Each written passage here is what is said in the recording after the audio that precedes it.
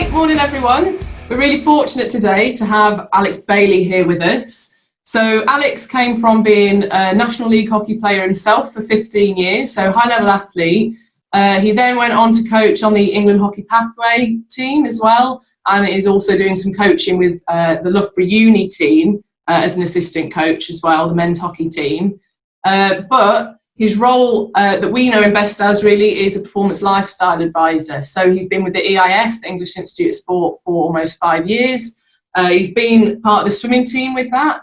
And now he's with the National Tennis Academy at Loughborough Uni as the Performance Lifestyle and Education Manager. And he's here to speak with us and tell us all about it today. So thank you, Alex, for being with us today. How are you? I'm all right, thank you very much. Thanks very much for having me on and inviting me to be part of today. You're welcome, mate. No, it's really good to have you. I think these days, like performance lifestyle and holistic approach are terms that are sort of used quite often. They seem to be definitely on the rise. But I don't know if everybody would have a full understanding of what those terms, what those roles are. Could you just start by giving us your definition of what a performance lifestyle advisor is and does? Yeah, sure. So performance lifestyle in essence is a coaching and mentoring support service that helps to take a person-first approach within an elite sport program. So if you think about a sort of support team around an athlete, we traditionally know of strength and conditioning coaches, physiotherapists, nutritionists, coaching, of course, psychology, a lot of kind of well-established sort of areas of support. And performance lifestyle is probably a relatively newer area into that. And the idea of performance lifestyle is to help take a sort of person-first approach to help athletes to manage the life they have as an elite athlete and plan for the future as well. So primarily it looks to kind of develop the skills that they might need currently to perform well and to manage their life outside of sport. But then those start to develop those transferable skills that they might need in the future for a career after sport as well. So very much work collaboratively with the support team that I've just mentioned, but also look to work with athletes one-to-one through coaching and mentoring to really develop those skills and think about them as a person. And then also look at maybe group workshops, group education in particular areas, and working with a lot of stakeholders as well. So stakeholders, I mean, it might be schools, universities, parents, and other people, I suppose, around the athlete to make sure that we're really taking that person-first approach within a sporting environment. Okay, I mean, like you say, it's quite new, isn't it? Which is why it's great to kind of hear exactly what it is. I mean, what does your day-to-day involve? Like, it obviously now is a bit different. You're kind of saying you're doing some meetings in your conservatory, but it gets a bit hot and, you know, all those kind of things. So it's maybe a bit different now, but before everything is kind of kicked off, what would a day-to-day look like for you? Yeah, great question. Really different day-to-day. I love the athlete interaction. That's why I do the role. And that's probably the little bit I'm probably missing at the moment, because doing this via Zoom is a little bit more challenging, and whatever other platform that we use. But day to day, it's working with athletes, it's working with coaches, and it's working with those stakeholders that I've just mentioned, schools, universities, etc., around how we really set up a program that supports the athlete in the best way. So my role currently is actually really quite broad now. It's a little bit broader than it was previously when I was at EIS. EIS was, as a performance lifestyle advisor, very much focused on the one-to-one work and group workshops, really around performance lifestyle and working with the multidisciplinary team. However, the role now that I've got within the National Tennis Academy also takes into consideration areas such as safeguarding, because of the age of the athletes that we're working with, and making sure we have a duty of care for the players and athletes that we support. And then also looking to manage the education side of things as well. So we partner with a local local independent school, and they deliver our flexible education needs for the tennis players. So I'm the key link basically between the National Academy and the school to make sure that those education needs are set up really well, and support our players in getting a good education, as well as progressing in their tennis at the same time. Within a tennis environment, that's really interesting as well, because they have to travel quite a lot for international tournaments. So they might be away for 10 to 12 weeks a year, maybe from school, and missing school lessons. So it's how we support those needs when they're away at tournaments and things like that, as well as starting to try and develop the skills that they might need to be a professional tennis player in the future as well, which kind of works really nicely hand in hand, because they've got to learn to balance a lot of different commitments with school and things like that and work remotely. But then obviously they've got to try and compete and play well at the same time, whilst they're there as an athlete. So really, really broad, from the sort of normal PL sort of one-to-one workshops and one-to-one meetings with athletes, to working with the team, the support team, to working with the school, and making sure we kind of safeguard and care for the players on a day-to-day basis as well. Yeah, I mean, you said like it's a form of mentoring as well as all those bits that you were just talking about there. Do you find, because obviously you've gone from working more in kind of a senior part of the sport, obviously we knew you through swimming, to now a younger part of the sport in tennis. What, apart from the education maybe side of it and working on a different way of transferring those skills maybe at that point, what do you find is the biggest difference on the more the mentoring side of it, from senior to developing athlete? Yeah, there's obviously really big differences, because I'm working with junior developing athletes at the moment that are finding a lot about themselves out at the moment, and also they've moved to a really new environment. A lot of them have moved away from home for the first time at age sort of 14, 15, which is a really big move and transition for them, and they're learning to become more independent, manage themselves, and manage everything else they've got around them. But in terms of sort of a coaching and mentoring approach, definitely have to take a little bit more of a kind of pull approach at times, around sort of advising and kind of leading certain areas, but then searching for the pockets of I suppose coaching, which I'd term more and more coaching, which is pockets of questioning and enabling them to kind of find the answers out themselves as well, and at times make mistakes as well, and kind of reflect on that and learn from it, and kind of picking those opportunities, I suppose, to allow junior young athletes to really reflect on the experiences that they have, and go, right, what did I learn about myself there, and what does that mean for me going forward? So I'd say it's just getting the balance right with younger athletes around coaching and mentoring. Sometimes it's more mentoring than advising and pulling, I suppose, and then sometimes it's a little bit more coaching pockets and questioning and kind of pushing to go, no, you can do this. Yeah, you're resourceful. I've seen you do it before. You can achieve well.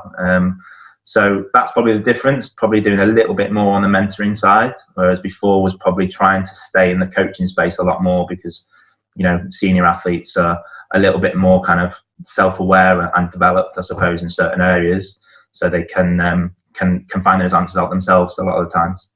You'd hope, yeah. Sometimes.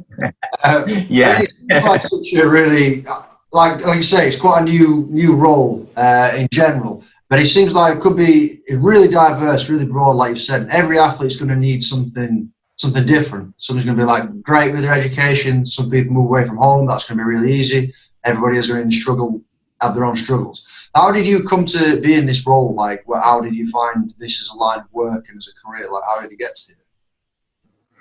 Yeah, so I probably started working in performance lifestyle about 15 years ago, but I didn't really realise it at the time. My background was played, as you said, played hockey at a high level, and played hockey at university. Originally thought I wanted to be a PE teacher, actually. Thought that, that's the route for me. Want to work in sport, love sport. PE teachers got to be the way to go. And I started building up my experience and doing a lot more coaching, practical coaching in my sport, in hockey. And I really enjoyed that, but I kind of realised that like teaching probably wasn't for me. It was pretty tough, and I couldn't see myself sort of teaching 9 to 5 every day. So I like doing the sort of pockets of, doing a bit of coaching for an hour or two, and then being able to say, "Yeah, off you go." Go. And parents, you can deal with them almost. So then ended up going down a bit more of a sport development route, and I studied a postgraduate degree in sport development at university, whilst I was really lucky to get a part-time role at a university, kind of supporting participation and performance programs, which led to doing quite a lot of work on Tasse and lifestyle support for Tasse. And at that point, it's when I really started to find out about. Can you just explain what Tasse is for everybody that might not know? Yeah, sure. Sorry. So Tasse is a talented athlete scholarship scheme.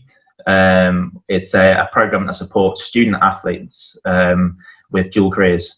So it's set up across a lot of education establishments, so schools, colleges, universities, to support athletes with a dual career who are competing at a high level but want to study at the same time as well. Yeah. Sorry, I didn't want to put you off. No, it's fine.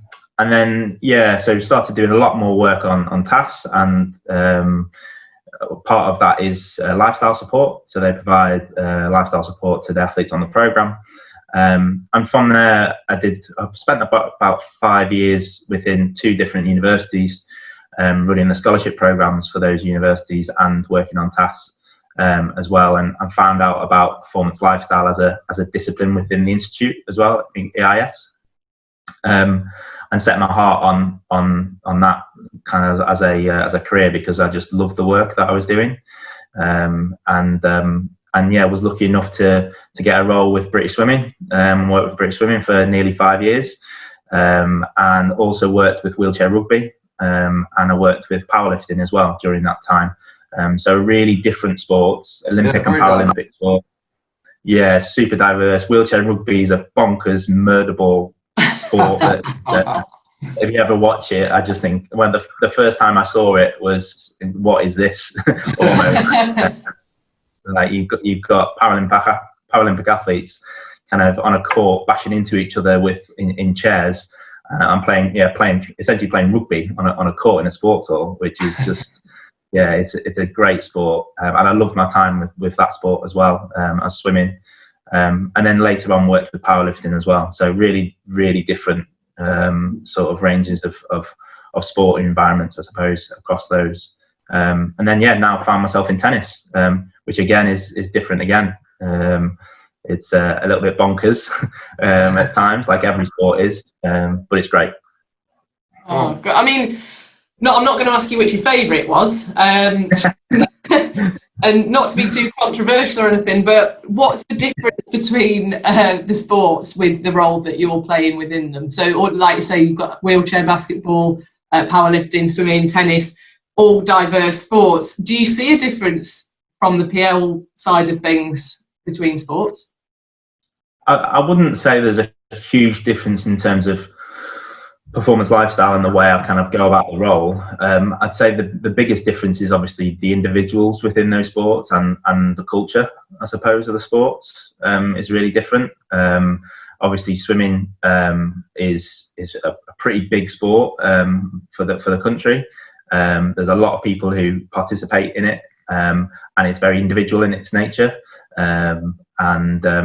So you get very a whole range of different people from different backgrounds within the sport came onto the world class program at that time, and that varied from 15, 16-year-old swimmers that are at school and trying to almost be a full-time swimmer at the same time, and then right through to your 27, 28, 30-year-old swimmers that have been to 2-3 Olympic Games and are considering their next step in a career after sport. So I'd say it's more the kind of the individuals that you work with rather than the sports themselves. Every sport has its kind of different culture, as I say, and different way of working. I do find it very different working in individual sport and team sport. That's what I do find different, because the dynamic it changes quite a lot. Team sport, you're very much in it together to for one goal essentially, and an individual sport, it's a little bit different because almost you're competing for the same thing at times, depending obviously what your discipline is within that sport. So the dynamic within a training group can be quite interesting. And that's swimming and tennis that I'm referring to there as well. So I find that interesting. You see a difference in personality types? Can you generalise what kind of people would be in an individual sport versus a team sport? Do you see anything like that?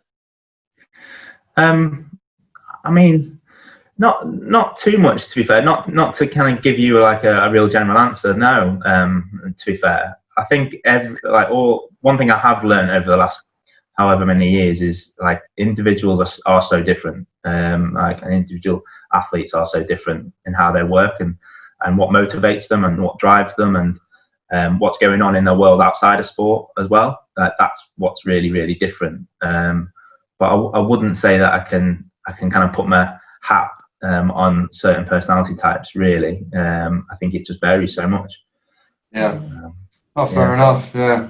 I mean, your roles are so diverse. I feel like you need to be an expert in like so many different areas that you could possibly do. Like you signposting to like further education. I mean, some of the athletes must be coming and at times unloading some fairly personal stuff on you or what's happening in the lives away from sports. You kind of need to be like a psychologist at points. Like, I mean, and then you've got to have your personal skills linking in the rest of the team. Like, it's not just working with the athletes, like you mentioned before. You've got to work with all the staff, and if they're having a problem with some of their own coaching staff, like, are you supposed to be a mediator between that? Like, or does that, again, depend on the situation? Like, there must be so many different areas, I feel like performance lifestyle can have an effect. Yeah, absolutely. I think that is an interesting one. I kind of refer to my previous point around like quite often at times within a training environment for athletes there will be some sort of conflict, you know, whether that be with other players or other swimmers or other athletes, you know, and it'll be sometimes over the smallest thing, as you guys probably will know from your careers. And sometimes there'll be a little bit of conflict because of, you know, a certain coaching session or training session that they're not happy with, or it might be something that's going on outside of sport that then they bring and the coach isn't happy with. So there's definitely often like little bits of conflict, but I think you know, performance lifestyle definitely offers a bit of a safe space to offload if needed, and talk to someone about those issues or problems within their program, I suppose, at the moment. But also, you know, one of the biggest things I really try and do is help athletes to try and manage that themselves really well, because it really helps to develop those skills that they have for the future as well. You know, if they can deal with that sort of conflict and be able to, you know, have a comfortable, uncomfortable and sometimes comfortable conversation with a coach and with other people at times, then that helps them to grow in the future as well, and become better, because they're going to have to do that later in life as well. And so what I'll often do is at times like that is maybe talk through how that conversation might go, and maybe do even a little bit of role play at times, which can be quite interesting. You know, and that's where the coaching and mentoring side of things really comes in, because I'm trying to kind of coach them to take that responsibility as a player, as athlete themselves, but also at the same time kind of providing a little bit of advice along the way, particularly with some of our younger athletes. They might be a little bit more gung-ho and go, right, I'm just going to deal with it, and this is how I think I'm going to do it.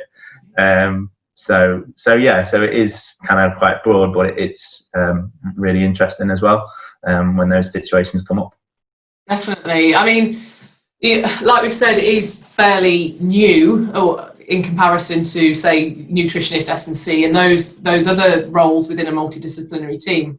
But what do you think has kind of made it come about and become a more significant role over the past few years? Because, you know, I wonder, with what you're saying there, some of it is about conversations you're having with people, and, you know, the actual whether the athlete's able to take control of their situation to the best way they possibly can. And very often people would initially think, oh, well, that's a psychologist's job. And it makes me wonder whether the word psychology or psychologist is sometimes a bit too serious for people, and the PL is there offering that kind of thing in some respects alongside everything else that you're doing. There's a bit of an in-between, and it doesn't feel quite so... there's a bit of a stigma sometimes that there has been in previous years about psychologists, hasn't there? So I wonder if that's a way of it kind of growing as a role, PL, because it's kind of offering that side of it as well. I mean, what do you think's made it grow? I think there are quite a few different reasons, actually. I think it's really important to say that, you know, over the last however many years, there are some kind of sports and environments that have taken a holistic approach really, really well, as well, and have done an amazing job. And I think the integration between psychology, performance lifestyle, and coaching in some areas and some sports and programs has been so good. I think there are a few different reasons why it's probably come more to the front over the last few years, and I think there's just been a greater significance placed on like positive mental health and the value of that, and the value of developing positive mental health for elite athletes and developing athletes as well that are coming along the journey as well. So I think that has had a greater significance placed on it, and the importance as well of support during like transition and retirement as well. I think those two things have come to the front quite heavily, and unfortunately it has been down, I think, to some kind of less positive cases, some fairly negative cases where athletes have been quite brave and willing to talk about some of the troubles that they've had when they've either gone through transition or a negative mental health experience. But I think what that has then kicked on is it's enabled people to think about those areas a little bit more and really push the agenda for, you know, performance lifestyle and psychology to work a little bit more closely within the support team as well, and for the areas to be valued as well. So that's been really, really good, particularly from my perspective. And I suppose the other little area is that sport is always thinking about the sort of 1%, like in performance improvements, always thinking about like, how can we get better? What's going to almost make the boat go faster is a common phrase that's used. And therefore, you know, why wouldn't you think about greater well-being, athlete well-being, in being that 1%? Like, because surely a happy athlete and a happy player is going to be a more successful player on the court or the pitch or the pool or wherever it might be. So why wouldn't you look after kind of well-being a little bit more effectively within the environment? Because surely it's going to have a positive impact with people. So that's the other thing, I think. Yeah. Definitely. I mean, we you'll know Ian Armiger, who we spoke to not too long ago, and he always says happy swimmers are fast swimmers.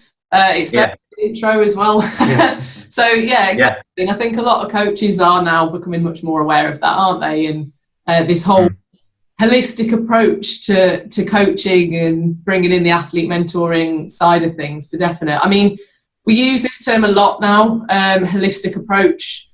Can you just kind of clarify exactly what that means? Yeah, I mean, everyone will have, I suppose, a little bit of a different understanding on holistic approach, because I think what you guys have said is right. Like, people have got a really different understanding, and it's thrown about quite a bit at times. And I think my view has actually changed fairly recently on this. I think previously I did start to think that, you know, a holistic approach means that we're thinking about all of the areas that contribute towards an athlete doing well, really. And we think about the athlete as a whole person, not just as the athlete. So I would kind of almost think, well, that means we need to think about all areas of support. So we think about coaching, sports science, nutrition, psychology, physiotherapy, etc., etc. We think about all of those areas and how they can contribute. We also think about all of the areas within an athlete's life that can impact on them and their journey, which might be things like home environment, it might be school, it might be university. Those things obviously need to be considered when we're talking holistically about a player or an athlete.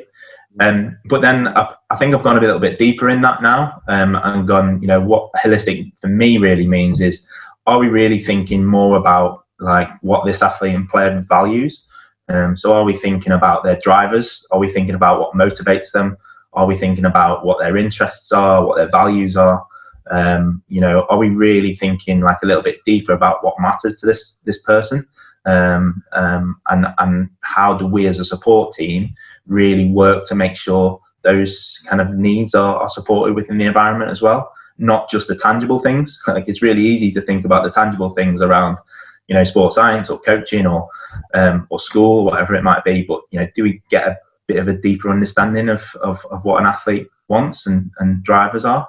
So that'd be my sort of view. A little bit long-winded, as I appreciate, but I do think it's kind of thrown about a lot, and it can cover quite a lot as well.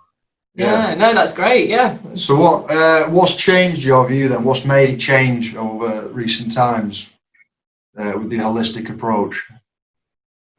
That's a really good question. I think I don't know really. I think just the experience of kind of working in the area for so long, for the last sort of 10 years or so, and engaging with other people that are working in this area as well. So I've got a really great network of other performance lifestyle advisors that I can kind of speak to on a weekly basis, almost, about what their experiences are like and what they're doing in their programs and their environments as well. So I think just a bit of experience and a bit of kind of reaching out and kind of networking with other practitioners, and not just PL, it could be psychology as well, and then just getting a greater understanding of what that looks like, and trying to apply a few things as well. So I think one of the things I'm really grateful of in this role right now in tennis is I've got quite a big scope to work on some of these areas, because I feel really privileged that I've only got 8 players that I work with, which means that I can work with them pretty intensively at times, and there are really good reasons for that, because the age of them and being away from home and in the environment we're in, but I get real good contact there on a regular basis to support them within the environment as well, whereas in previous roles I was quite spread. If I think about when I was in my previous role in swimming, I was probably working across about 60 athletes, which is just crazy sometimes. Like, you can only deliver pockets of performance lifestyle support at times where the needs are and the priority is. Whereas now, I've got a great opportunity to work with 8 players really, like, effectively and closely. So I've probably got just a greater understanding of what holistic actually looks like for them as well. Surely, if you only got eight players now, and that's enough players to give you a full-time role, essentially, working with 60 athletes at once must have felt like it just impossible task. It's been set up to fail almost. Like, surely it was more like putting out fires there rather than putting preventative things in place. There's things where hindsight's always 20/20, and when you look back at our own careers, and there's a lot of things you change. And I think a few of them would have been outside fighters. I think in the pool, in the training environment, that was probably all taken care of by the coaches. But outside, I feel like, there could have been times where having a lot more contact with somebody like yourself would have probably aided me quite a lot. And like we mentioned before, transitions out of sport. I was one of those athletes. I know lots of other athletes that retired from sport and struggled quite a lot. So, it would be definitely advantageous, I think, for them to have at least just spoke through things with you, or with somebody in your role, for definite. So, what's probably, you feel like, the sort of maximum number of athletes that a performance lifestyle advisor could handle? Like, what's a good number? You've said 8's like a good number for you. Well, I guess that changes senior to developing athlete, though, does it? Or yeah, that's a difficult one to answer, really, because I think that, as I said before, I think my role now is actually a lot broader than just the PL side of things. So although I've got only the 8 that I'm working with at the moment in the academy, I obviously have to do a lot of work outside of that with a lot of stakeholders. So, and particularly if I consider like the school and the parents in the situation that I'm in at the moment. So although it is 8, I have a lot more capacity to deliver PL support, but it is also spread quite broadly across other areas as well. I think, if it really depends on the sport, I think, and it really depends on what the needs are, I suppose, and a little bit like what you said there, Joe, around like engagement as well. Engagement is really important bits, because you've got to, like any support service, Performance Lifestyle has to sort of it has to show its value to players and to athletes, and by showing value you then get greater engagement, so then your numbers maybe go up a little bit to more. So it kind of varies a little bit according to the needs and engagement that certain sports have and the value they place on it as well. And as I say, I think that value is increasing at the moment. So it'll be great to see how the discipline sort of grows over the next few years. After Tokyo, for example, when that happens next year, and things are reviewed and the sporting landscape might change again. But I think there is a greater emphasis on well-being, a holistic approach, and particularly performance lifestyle in certain sports. So it'll be great to see if there is great investment into it as well. Definitely. I mean, personally, I feel like to have it integrated into your program as an athlete on a regular basis is brilliant. So it sounds like more like what you're doing with tennis now is a great setup. Like you say, you've got a smaller number of athletes, which is obviously brilliant, but it is part of their weekly program to see you, to have contact with you, to deal with whatever it is on that PL side outside of tennis to some extent. And I feel like from a personal perspective, that's what I kind of felt I missed, because I wasn't aware of that, because obviously it was a little while ago when we were swimming.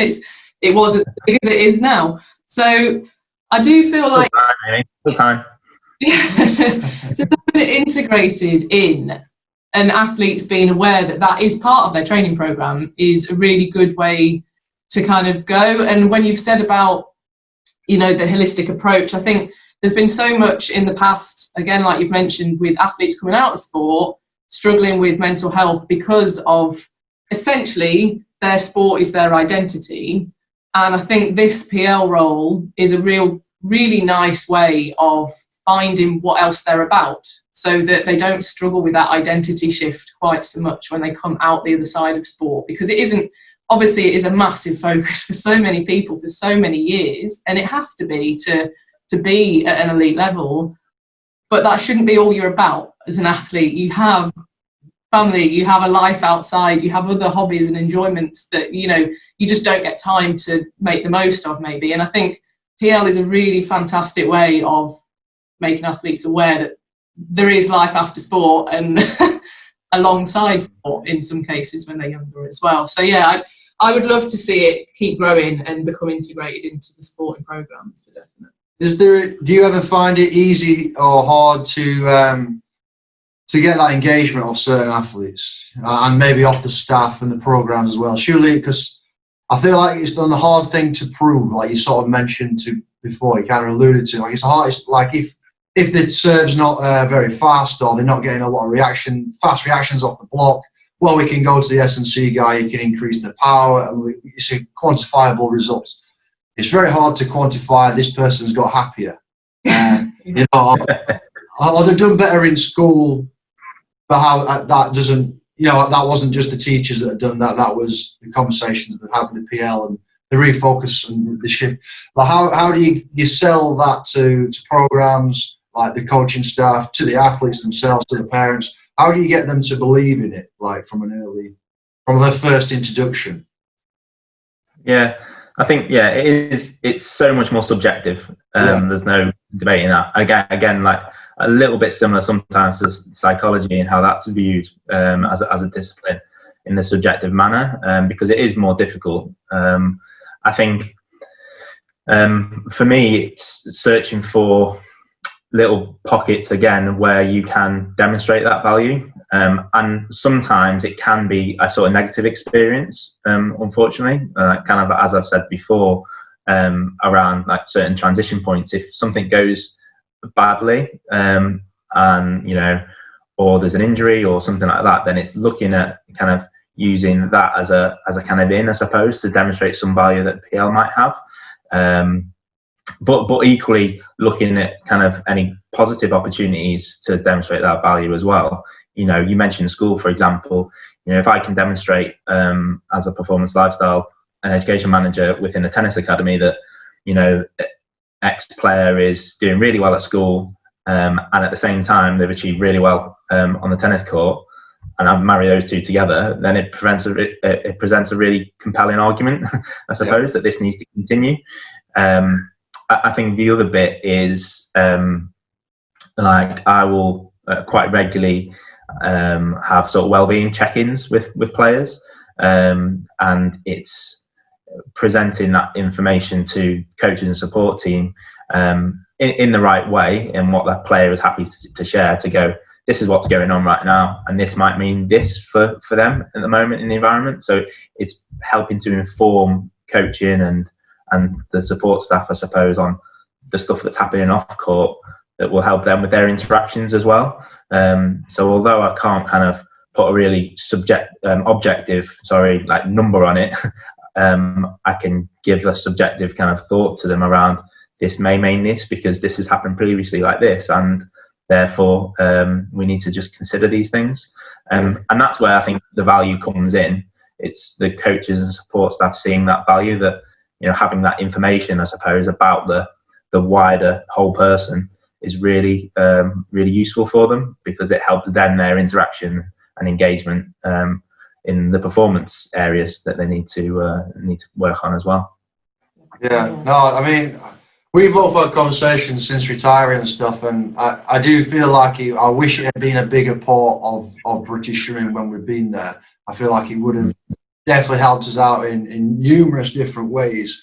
But people that are sort of not fortunate enough to have a performance lifestyle advisor, say, on their team, their squad, all that kind of stuff, because they're kind of only at top end at the minute, aren't they? Like, you kind of only when you get to the top of these programs that you're going to get access. Is this stuff that, say, swimmers in an ordinary swimming team, or tennis players that haven't got onto these pathways yet, or whichever sport, that they can access, that they could sort of look into themselves without having access to somebody like yourself? Is it things that they could do? Even during this time, during lockdown, to help them as well?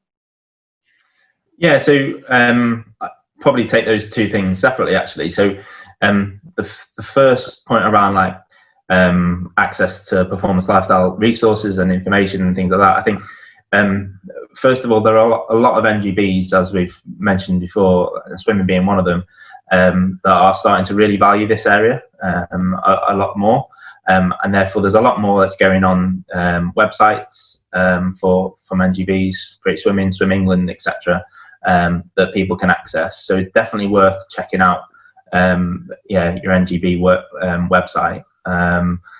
A lot of other sports away from swimming have similar as well. They've got a lot of resources on there that might be useful. So even if it's something that's not on British Swimming or Swim England's website, there might be stuff on other sports that's really applicable as well, even though it's not directly the same sport.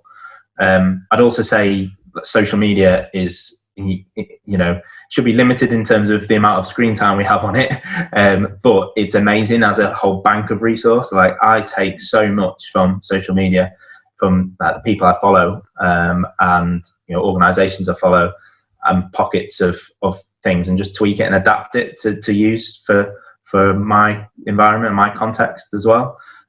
So I'd say definitely like social media.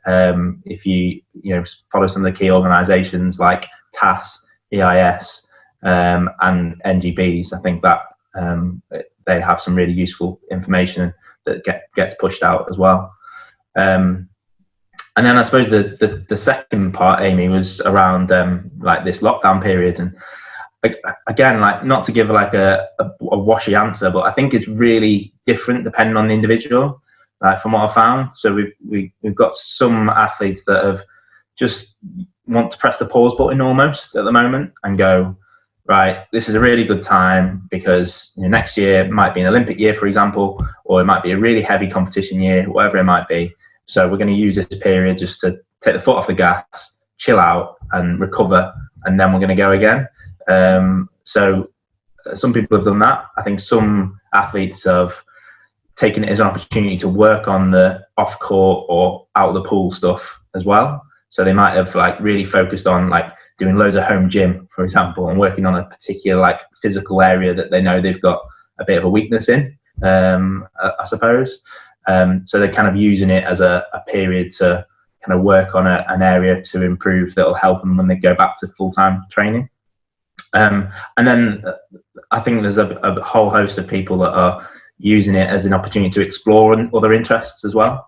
So it might be learning a new skill, reading a new book, watching a documentary series. Like Last Dance was amazing. So I'd recommend that massively. I don't know if you guys have seen it. Yeah, I think it's about the third podcast it's come up on, actually. Yeah. Everybody's being impressed. Yeah. Yeah. I'm late to the party. Yeah, so like watching documentaries, or just learning a new skill and exploring a new interest, learning a language, or doing something that just like, I know that there's one or two athletes that have actually learned to juggle during this lockdown period, for example. So that's a really kind of innovative idea, and works on hand-eye coordination as well, and it's just something different. So yeah, I think a party trick. And yeah, I think it just depends really what people want to use the period for, but it offers a really good opportunity to press that pause button and think about other areas that we don't often get a chance to think about.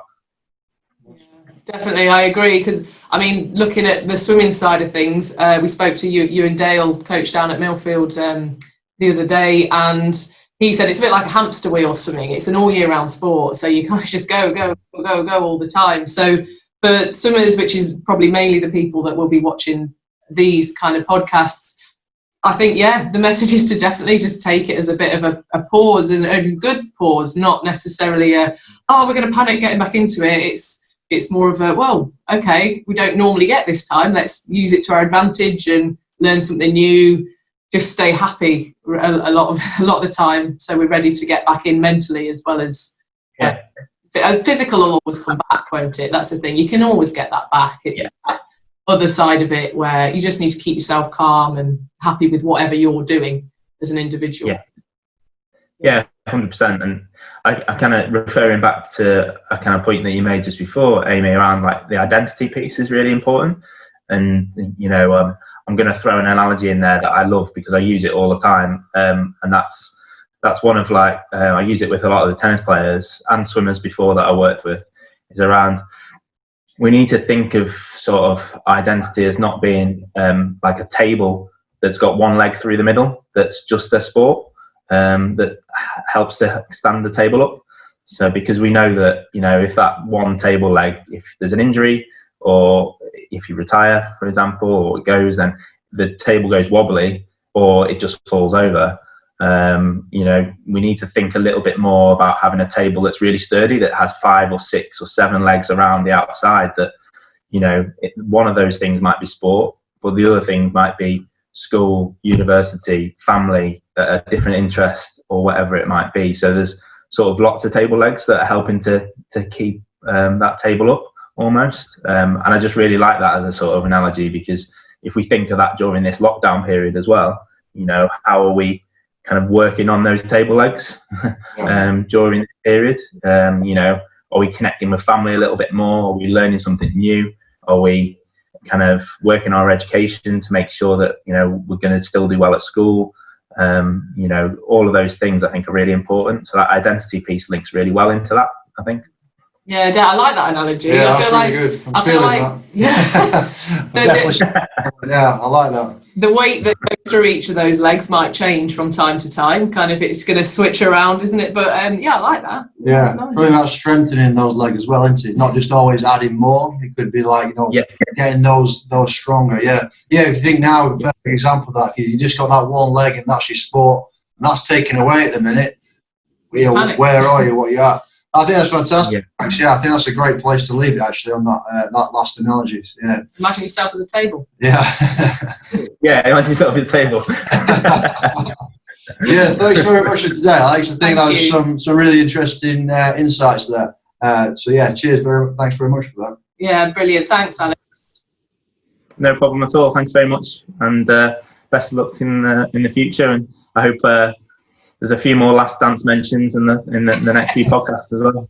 Yeah, there will be. I'm sure there will. Yeah, brilliant. Well, best of luck, Alex, and hopefully we'll see you soon. Yeah, cheers.